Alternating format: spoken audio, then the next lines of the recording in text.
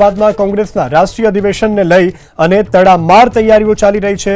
64મું રાષ્ટ્રીય અધિવેશન યોજાવા જઈ રહ્યું છે અમદાવાદમાં, જેને લઈ અને તડામાર તૈયારીઓ ચાલી રહી છે। વિવિધ જે દિગ્ગજ નેતાઓ છે તે ગુજરાતમાં આવી રહ્યા છે। ડોમમાં 3000ની લોકોની બેસવાની ક્ષમતા સાથેની વ્યવસ્થા કરવામાં આવી છે।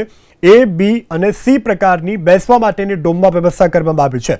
મુખ્ય ડોમની જમણી બાજુએ ભોજનની વ્યવસ્થા કરવામાં આવી છે। 3000 લોકો જમી શકે તે માટે તૈયારીઓનો લાયદો ડોમ ઊભો કરવામાં આવ્યો છે। બંને ડોમની અંદર કુલર અને એસીની કરવામાં આવી છે વ્યવસ્થા।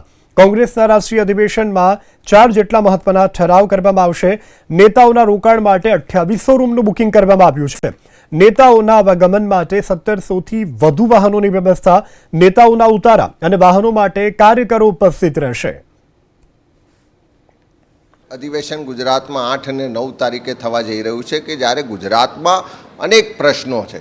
ગુજરાતની યુવા પેઢી આજે મોંઘું શિક્ષણ લીધા પછી રોજગાર માટે સંઘર્ષ કરી રહી છે।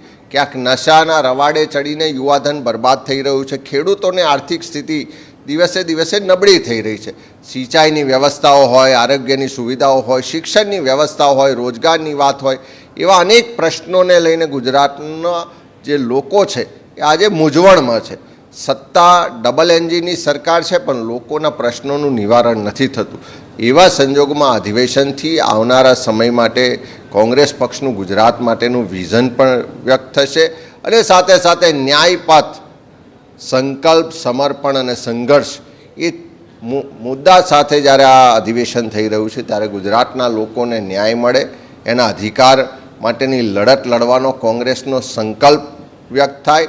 સાથે સાથે એ લડાઈ માટે સમર્પિત થઈ અને સંઘર્ષના પથ પર ચાલીને ગુજરાતના લોકોનું ઉજ્જવળ ભવિષ્ય બને, એ વાત, એ વિચાર, એ થીમ સાથે આ અધિવેશન ગુજરાતમાં થઈ રહ્યું છે। અને કોંગ્રેસ જે સંકલ્પબદ્ધ છે કે ગુજરાતને એક નવી ઊંચાઈ પર લઈ જવું છે, એક નવી વિકાસની દિશામાં આગળ વધવું છે અને ન્યાયના પથ પર ચાલવા માટેનો સંકલ્પ આ અધિવેશનથી સમગ્ર દેશના કોંગ્રેસના નેતૃત્વ અને કાર્યકરો વ્યક્ત કરશે।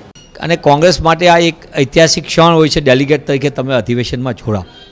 સાથોસાથ કોંગ્રેસ વર્કિંગ કમિટીની બેઠક મળવાની છે, જેમાં એક્સટેન્ડેડ છે, એટલે 260 જેટલા વરિષ્ઠ મહાનુભાવો જે કોંગ્રેસ વર્કિંગ કમિટીના સદસ્યની સાથે સાથે એક્સટેન્ડેડમાં પ્રદેશ અધ્યક્ષ હોય, અહીંયા કોંગ્રેસ પક્ષના વિધાનસભાના નેતા હોય અને મુખ્યમંત્રી શ્રી, પૂર્વ મુખ્યમંત્રી સહિતનું આખું વ્યવસ્થા હોય।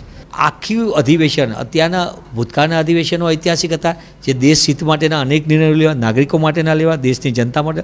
એ જ રીતે ગુજરાતનું અધિવેશન જે સાબરમતીના તટ ઉપર મળવાનું છે, જ્યાં કોંગ્રેસ વર્કિંગ કમિટી, જે કોંગ્રેસના રાષ્ટ્રીય નેતા અને ગુજરાત પ્રદેશ કોંગ્રેસ સમિતિના જેને 25 વર્ષ નેતા, સરદાર સાહેબના ઐતિહાસિક સ્મારક ખાતે મળવા જઈ રહી છે કોંગ્રેસ વર્કિંગ। એટલે બંને જગ્યાનું મહત્ત્વ જ એક અલગ છે અને ત્યાંથી ફરીથી એક અવાજ ગાંધી સદાના ગુજરાતમાંથી સમગ્ર દેશમાં જાય, એ ભાથું લઈને કોંગ્રેસના ડેલિગેટ જાય અને એની એક નવું આખું મૂલ્ય આધારિત રાજનીતિ, દેશની જનતાને ન્યાયની રાજનીતિ, એનો પણ શરૂઆત ફરીથી ગુજરાતમાં થાય, એ દિશા તરફ કોંગ્રેસનું અધિવેશનનું આયોજન કરવા અમે જઈ રહ્યા છીએ।